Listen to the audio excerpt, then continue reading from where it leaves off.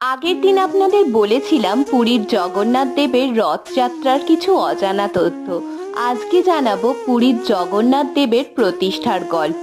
তৎকালীন উড়িষ্যায় বাস করতেন সাধক বিশ্বা বসু, যার আরাধ্য ছিলেন নীলমাধব। গভীর জঙ্গলে এক গুহার মধ্যে রাতের অন্ধকারে তিনি তার আরাধ্য নীলমাধবকে পূজা করতেন সকলের চক্ষুর আড়ালে। এই কথা তার কন্যা ললিতা আর জামাতা বিদ্যাপতি ছাড়া কেউ জানতেন না। একদিন বিদ্যাপতি এই কথাটি রাজা ইন্দ্রদুম্নকে জানিয়ে দেন। তার ইচ্ছা হয় এই নীলমাধবকে সবার সামনে প্রতিষ্ঠা করার।